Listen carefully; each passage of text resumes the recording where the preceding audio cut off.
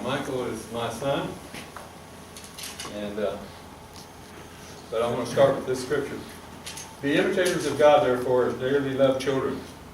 If you recall, a righteous woman is in Proverbs 31:13, right?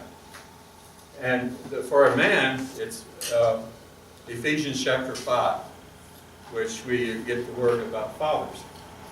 Now, this is a hard one because we are to be imitators of God the Father. That's a tough role for a father, amen? Amen. And he lived a life of love just as Christ loved us and gave himself up with us, a fragrant offering and a sacrifice to God. So fathers are to be sacrificial. In other words, we have to give up our big screen TV for the orthodontist teeth, you know? And then we are to what? Bring them up in training and instruction of the Lord. So it's our responsibility as fathers to train children about Jesus. And if we don't, we're held accountable. So this is the thing that we do.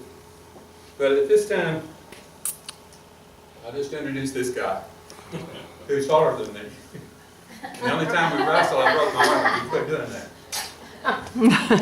Okay. Yeah, let me forget that. 40 years. I'm sure with everybody. But my son is a biomedical engineer, which means he builds body invasive tools, laser scalpels and things like that. Neat things. But he's also an author now. He's just his book will come out this fall called Aggie Dating Rules. Woo! So I think it'll be a most interesting little book, and so we're looking forward to that.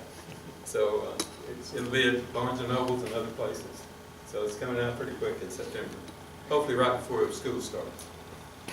But Michael has a way to start things off that are quite unique, I suppose. Joe, could I have you come help me? You see it? No, Joe and I'll take care of that. All right. There you go. Take the top one. Okay. I thought today we would have a reverse tithe. We're giving money back to people. The reason for this is when Dad asked me to come speak, I thought, well, okay, he wants me to talk about my time growing up as a child in his house. And I started thinking, I was having a hard time concentrating, and I remember back when I was in college, my roommate, Radar, was Catholic, and he had a rosary beads. And I was like, well, I wasn't raised Catholic, I don't know what the deal is about this necklace. What's the big deal about this rosary? And he said, well, when you're praying, you rub on it, you concentrate. It helps you concentrate and not waver while you're talking to God. I'm like, oh, okay. Well, I'm not Catholic, so I don't presume I should really have a Catholic rosary. But I've been a coin collector since I was probably younger than Megan. And I've always carried a silver dollar in my wallet. I thought, I will use this as my rosary. And so I brought this out, and I was kind of rubbing on it, thinking about it. What am I going to say about Dad? I started looking at the coin, and if everybody's got one, at the top it says, E pluribus unum. Now, I don't take Latin, but my daughter does, and thankfully she taught me what that meant. That means many, one from many. I thought, okay, that's pretty neat. Now, Dad taught me when I was a child that it's important to have friends, it's important to have family, and as a church, the Bible says, do not forsake the gathering together of Christians. Now, I've had a lot of people who say they're Christians, and oh, I worship by myself, out in the woods, all alone. Well, that's not the way to do it. You should do it together with a group of people. It's just, number one, it's a lot more fun than hanging out by yourself in the woods, and this is what God insists that we do. This is what we do as a family. Our family gets together and hangs out, and we have a lot of fun. It's not even pluribus union. That's kind of what my dad taught me. And I looked further, I said, ooh, it says liberty right up here. I know you have different coins, but somewhere there usually says liberty. I said, what did Dad teach me about liberty? He said, oh, liberty and freedom. Okay, freedom, that's a good one. My dad taught me as a young boy, you know, if you don't like your job, just go get another one. Now, in the case of my father, he's a genius. I don't know if you realize he's a preacher at the moment, but in a former life, he was a computer specialist and a programmer, and a robotics guy, and an artificial intelligence. He worked for all these secret agencies of the government, all the military units, doing things he can't tell me about yet. But as a child growing up, I would get a phone call. Hamlin residence, Michael speaking, can I help you? Oh, this is John such and such. I'd like to hire your dad. Not I'd like to interview your dad. I'd like to give your dad a freaking job. And it's going to pay a lot of money. All right. This is normal. This is how it works. You go to high school, you go to trade school or college, you graduate, and people call and give you jobs. Only if you're a genius. I'm not. So, it didn't work that way for me. But that was liberty. That's what Dad taught me. Just go get another job. It's easy. It's not a problem. Right. Anyway, there's also a date on every coin. They want to know when it was minted.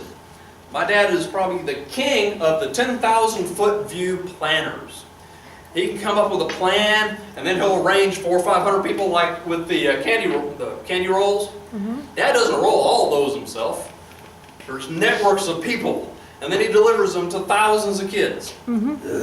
That's kind of his. He's the eagle flying way above. But there's a date. They're for Christmas, therefore they should really be ready by Christmas would be a good idea. So there's always a date on every plan. But Dad taught me that. Have a 5-year plan. Taught me that when I was like 12.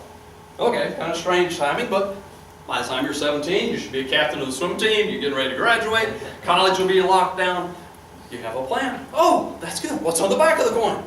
United States of America. Woo! We live in the greatest country on the planet.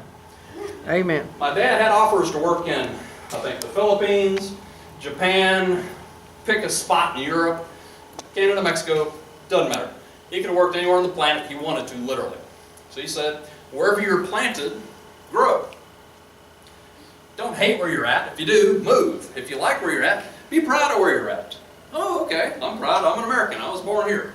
I was born in Oklahoma. My dad has never forgiven me. I broke a 7-generation streak. My mother, God bless her, was on the tiki heads in Corpus Christi walking with a big old baby, trying to give birth to me, and I didn't want to come out. It was dark in there and I couldn't read my calendar. So, drove back to Oklahoma. I was born 2 days later, broke the streak. I've had 3 children born in the state. Doesn't count. Broke the streak, you're an Okie. Oh, well, I tried. Now, in God we trust. He told me there's a lot of people who pray to gods, and he called it small g. Not capital G, little g. They're fake gods. Ra, there's an Egyptian god. These ISIS idiots, they pray to somebody else that doesn't exist. There's only one God. He took a handful of nothing and made a tree. Until one of those guys can do that, they're a little god. They're not the God. There's only one. Okay, I got that. And the last thing, $1. Every coin has a denomination on it. Dad told me money's not important, but it ranks right up there with oxygen. Try living life without it. Oh, that's hard. Okay, so I thought everybody should have a coin this morning. Everybody get one? One of the bigger ones are easier to see. Very good. So that's what, my little rubbing came up with. That was the start of today's story. And he doesn't need a microphone. Right. Yeah. Yeah, you want one. Thank you, Michael. Okay. You're welcome. By the way, it's out from. Positive thinking. In the Bible it says this, and we know that God calls all things together to work together for good, to those who love God and those who are called according to His purpose. So if everything is, God's going to make a spin on it so it turns out good, how could you ever be negative? I mean, anything happens, He's going to make good come from it. Therefore, it has to be perfect, as far as I'm concerned. And so, what experience have you had about that? Positive thinking. We moved a lot when I was a kid. Dad was in demand. And he also got bored really easy. The fact that he's been in this church for this many years is a testament to the fact that he really likes what he's doing. He feels he's doing something good. He worked for the Marines, he worked for the Army, he worked for the Air Force, he worked for the Navy, he worked for the CIA, the INS, all sorts of government companies. He could have worked for anybody in the private sector and did eventually. But every time we moved, he was like, Mike, it's going to be an adventure. We're moving to Texas. Like, yay, where's that? I was young, I was very short. And we moved to New Jersey. We're moving to the East Coast. We have a West Coast, a South Coast, and the East Coast. We're going to the East Coast this time. Okay, what the heck? It'll be an adventure. So, and it was like, like we're going on an extended vacation. We won't live here long, because we'll move again. And we did. But I do remember, he said once, look, we're going to stay put for a few years so you can finish high school with like 1 high school instead of 9. Yay! But he said, now the day you graduate, we're probably going to move again. Yay, that's good, I don't care. But he was very happy about wherever we were. We were a family. We were together. It was going to be good. And now Christ was a fairly positive guy. If you think about it, the song we just sang, he knows he's going to be crucified. And he's still positive. I have a hard time being positive when I'm going to get a root canal. That, you know, not really the level of equivalence there, you know. So I follow a very, very positive God who has instilled, this man, is a very positive outlook on life. He finds the silver lining. It may be full of mud, but there's some silver underneath. So he's very good at that. I think we should go for it. Go on. All right. Now, and Jeremiah tells us, I know the plans I have for you, declares the Lord. Plans to prosper you and not to harm you. Plans to give you a hope and a future. So if you can tap into the plan God has for you, you're going to be successful. And I truly believe that my plan was to be right here, to park it here, and quit moving. In fact, we've almost 30 years in the same house, which I've never done before, my whole life, as Michael will testify. Farmer. My father is a farmer. For those of you who don't know, picture Dad in a little straw hat, a little pair of blue overalls, filthy shirt, work boots, piece of straw hanging out of his mouth. No, that's not Dad. He is a farmer in the way he trained me, but he's very sneaky. He didn't let me know what he was doing. He just did it. I remember comments like, someday, son, when you're in college, and on the summer breaks from college, and after you've done college and you've got your own place to live, not here, he'd drop these little seeds in my little fertile brain. It's not very big, so they had plenty of room to grow. He did things like, now when you start dating when you're 12, yeah, I started very early, but I had tutelage. I was very successful at dating. But he dropped all these little seeds of, you know, here's the path I want you to go down. And start thinking about it 5 years early. Genius! I've done that with my bosses, who come up with these great ideas to be patented that were actually mine. But if their name's not at the top of the patent application, they'll never approve it. But if their name's at the top, oh, happiness, we have more patents. So, dropping seeds. He just drops seeds.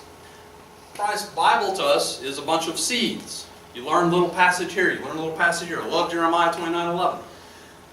His plan is not to hurt us. His plan is for us to be successful. Yay! I don't have a lot of people in my life that their plan is for me to be successful and happy. That's not my boss's journey in life, I can tell you. Responsibility. I know the plans I have for you, the Lord. That doesn't work. Let's try this one. Even a child is known by his actions and whether his conduct is pure and right. So you can tell by what they're doing whether or not they're right or wrong. Amen? Yeah. Okay, so action. Responsibility. Now, Dad told me as a young child, you know, when you start working your summer jobs when you're, 15 and 16, again, the seed planted. My first job was at Six Flags. By the way, never, ever, under any circumstances, eat any of the food at Six Flags. Okay, here's why. My first job, I remember Dad saying, whatever job you're given, you do it extremely well. I don't care if it pays hardly anything. You are being paid to do a job. Do it really good. Okay, I'm ready to do a job. What's my first job, boss? See this filthy sidewalk in back of the restaurant? Yeah, the one that looks like mud, because it is. Yep, clean it. There's concrete under there somewhere. Yippee, I have a job. So with a hose and a broom, and 7 hours later, I found a 50-foot concrete path. Who knew? It was buried. So I'm filthy, I'm covered in dirt and debris and mud and sweat, and yay, working's so much fun. My boss came out to check on me because he figured I would have left, because a lot of people just leave the first day. Oh my gosh! There's a path here. He'd only worked there 3 years. He'd never seen it. Yeah, there's a path.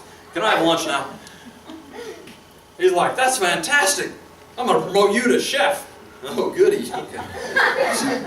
So then I started cooking. Well, I thought, chef meant cooking. No, you start at the bottom, which Dad had told me, you start at the bottom, you don't start at the top. I already knew that going in. I'm not a snowflake, obviously. You start at the bottom. Okay, what do I start cooking? Well, first you clean that entire pile of pans. Oh, they were nasty. Nasty doesn't come close. They were filthy beyond nastiness. Ugh, covered in grease and cheese and 10 years of layers of crud. Yes, Megan, it was very good. So I scraped and I clawed and I cleaned for 4 days. I cleaned just the kitchen stuff. Got down to metal. It's amazing. There's no more food on the cooking utensils. My boss was so excited. He told the other bosses they wanted me to go to work at the other restaurants and clean their pots that had never been cleaned. I'm like, I don't want to clean their pots. But I did a good job. He told me to do a good job. I did a good job. Other people wanted me to come to work. It's not exactly, hi, we like to pay you a lot of money. We're still going to pay you minimum wage. But I did what my dad taught me, and it worked really well. So, I got promoted to cashier. Now, cashier at Six Flags is, if you're dishonest, an incredibly lucrative job. Back in the day when I worked there in the 70s, there were no credit cards. There were no season passes. Everything was cash. To park your car, you paid cash. To get in the gate, you paid cash. To buy a Coke, you paid cash. To buy a terrible pile of something called food, you paid cash. To throw a little ball and win the little Cubie doll, you paid cash. It was all cash. My till per day was about $10,000 in cash. That's a lot of cash. You could be up to 10% off either way. That's as good as they thought teenagers could do. I ran the till for 2.5 months. I was never a penny off. I can do math. Guess who taught me? And they're like, you've never been a penny off. Your till's perfect. I'm like, isn't it supposed to be? Now most of my, I won't call them friends, associates, well, they skim off $400 or $500 a day. This is a $10,000 till. They're only 6% off. Big deal. I'm the only guy leaving there with $30 checks. Everybody else is making about $2,000 a week. They're getting new cars. I'm trying to buy gas. But Dad told me to do it right. I slept good. Some of them ended up going to jail later. Anyway, things happen. What? Responsibilities. One last one. You asked for this. I was 11 years old. I was trapped in a tree. My father had a weapon. It's not as bad as it sounds. We were deer hunting. I had a weapon too. It's a much better shot. We didn't see any deer, which in my family is a terrible thing. If there's no birds or fowl or deer coming, there's going to be a story. Imagine that. Son, I think you're old enough. You're 11 years old now, Megan's age. We're going to talk about the birds and bees. Dear God, please send a deer to die. But I don't know about the birds and the bees, really, so okay, what's the story? I won't go through the details because I hope all of you know it. If not, he has a really great rendition he can tell you. So 2 hours later, I know about girls and stuff. Things I have no clue really what the details are, but you know, it's a great story. So I'm the kid that went to school and told everybody else about girls. I got in so much trouble. But he also threw in there, one of the zingers I recall, it was a good one, I've used it on my sons because it was so good. He said, Michael, son, calls me son, you know, Sonny, you can have sex with every girl you meet. There's got to be a catch. I can have sex with every girl I meet? Yep, because I can't waste my time watching you. But if you get her pregnant, you will be kicked out that night. I tested that theory and I did get kicked out that night. Bad theory to test. Anyway, things happen, stupid, yeah. So, but it was a great lesson. Most of my friends didn't have that lesson, didn't know what the consequences would be if they crossed that boundary. Wow, their parents really screwed up. You need to know what the boundaries are. Dad told me, they're concrete. Test me on this if you want. It will fail. I tested it, failed. So, that was a great lesson. Lying. Deuteronomy says you shall give testimony against your neighbor. My dad taught me a man is only as good as his word. It also implies you're also as good as your work. What you do and what you say matters. That's what he taught me. Now I tell lots of stories. I come by it genetically. My mother tells stories, just not very many. My dad doesn't do anything but tell stories. My grandfather, my uncle, Storytellers. We tell stories. That's how we communicate with our family and our friends. I've had some people have the audacity to say, Michael, I don't believe your story.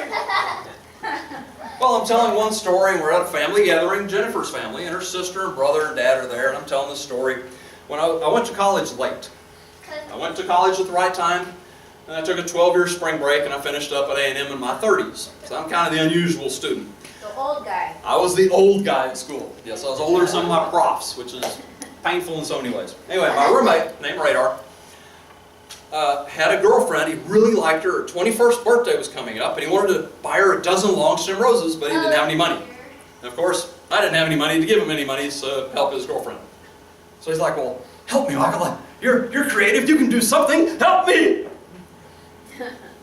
I shall. Radar, grab your wallet and your car keys. Why my wallet? It's your girlfriend, not mine. Oh, yeah, okay. Where are we going? Toy store. I don't want to buy her a toy. Shut up and get in the car. So we get in the car, we go to the toy store, and I find a big box of sidewalk chalk. What am I going to do with that? You'll see. Now, before we left, I grabbed a flashlight and a broom. Now, we knew which dormitory she lived in, and we knew which door she came out of to go to eat breakfast. I'm like, all right, so it's about 2 o'clock in the morning. Turn on the flashlight, grab the broom, start sweeping the sidewalk here. It was about this wide, sidewalk about this wide, and we had a section about from here to the wall. I said, why am I cleaning the sidewalk? You'll see, trust me. I've done this before. So he sweeps it, like, now what? Take out the chalk and draw her a dozen long stem roses, 20 foot tall. That's some long stem roses. Now, of course, we ran out of red right away, so we had blue roses and yellow roses and white roses and green roses. We had roses. And, of course, happy birthday, Kim. And as I said, happy birthday, Kim, Jennifer's sister, Kathy, says, I saw that! I saw that! Because as the morning broke, we finished about 6 in the morning. I actually went to school when I was at school. Radar didn't. He stayed to watch the animated events. And so as the first girls woke up and they came out the window of the 3rd floor and they saw, oh my goodness, which Kim? Didn't have a last name. We ran out of chalk. So they're running around grabbing Kim's. Kim, is this you? It's not my birthday. Oh, bummer. And grab another Kim, another Kim, another Kim. Well, we finally got the right Kim. She's like, oh my gosh, Mikey and Radar did this. She knew it wasn't Radar being that clever. But Kathy saw this, her sister saw this huge throng of girls taking photos and stuff, and nobody walking over it. And she saw it. So I had confirmation of one of my stories. Ha ha ha. Anyway, you didn't lie. really wanted to I did not lie. Very good. Drinking. Oh, Yeah, do not get drunk on wine, which leads to debauchery. Instead, be filled with the Spirit. I've never learned what debauchery means, but Dad said it's bad, so I didn't try it. One of the seeds Dad planted was someday when you're at a party and everybody's drinking, there's no denial it's going to happen. But while you're at the party and everybody else is drinking, you know, if you'll stay sober, just drink a Coke, when the girls get too drunk to drive home, you get to drive them home. And their dads are going to want to kill you at first, but when they realize you can actually walk in a straight line because you're not drunk, they'll be happy you brought their daughter home. Thank you for saving my daughter's life, not letting her drive drunk. Who the heck are you? I did that for 3 years of high school. I brought home at least 30 girls that were just totally wasted, some of them puking, etc. But I didn't drink, and I met lots of dads, and I'd ask them if I wanted to. I've delivered your daughter, flump, you know. She needs a toilet and someone to hold her hair. But I'd like to ask her out when she sobers up in maybe a week. Okay, so I got to date a lot that way. It was a very interesting seed he planted. It worked very well for me, and I didn't have to get drunk or watch my toenails come out of my mouth or any of that. Yeah, you don't know yet. You'll find out.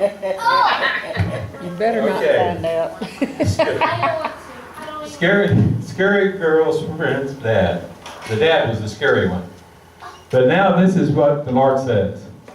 He who created you, O Jacob, who formed you, O Israel, fear not, for I have redeemed you. I have summoned you by my name. You are mine. In other words, Christians are not to fear because we have the back of Jesus Christ. He's going to watch our back. He's going to take care of us. And I only can wonder. Okay. My youth director set me up with a beautiful little lawn, my senior year somewhere, I think. My dad had planted another seed.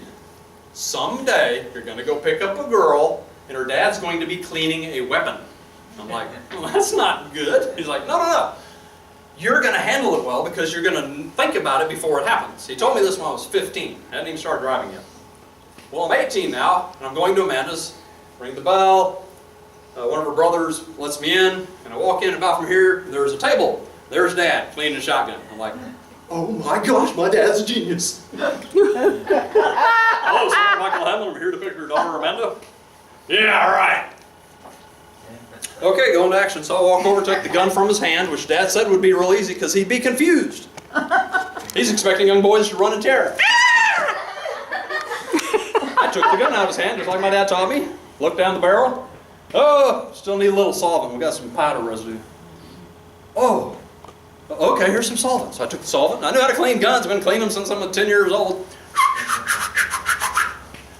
And yep. Anyway, we start talking. I'm cleaning the weapon. He's just dumbfounded. You're supposed to be terrified. I'm supposed to be aiming at you by now. I'm just cleaning the weapon. Okay, now it's good. Sob it out. Yep. Get some oil. Oil it up. Oil the stock. Do you have a sleeve you want to put this in? Do you want to load it? Leave it unloaded. Unloaded, I guess. Oh, okay. Put it in the sleeve, zip it up. Place it gently where it's supposed to go.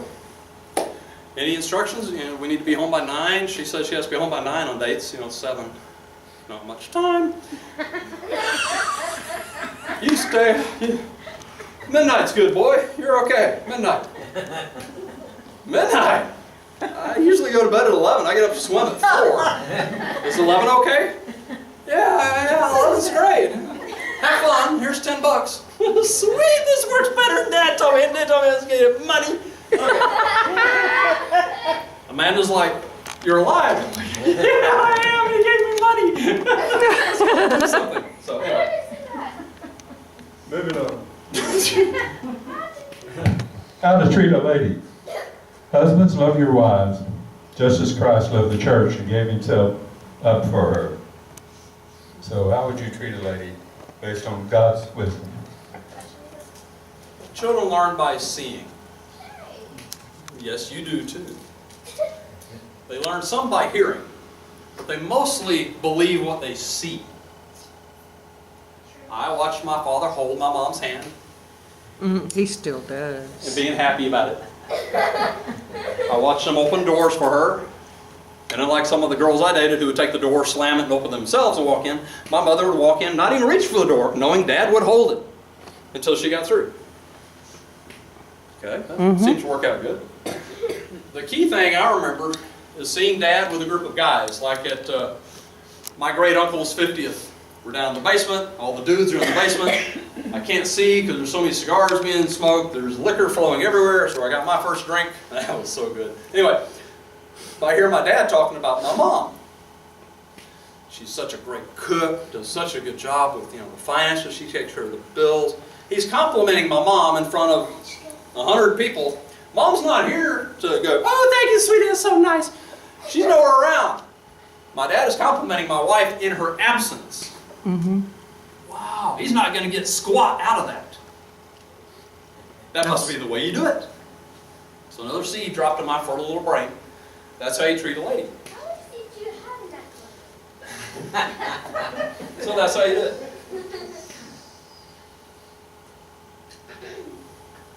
This is my son.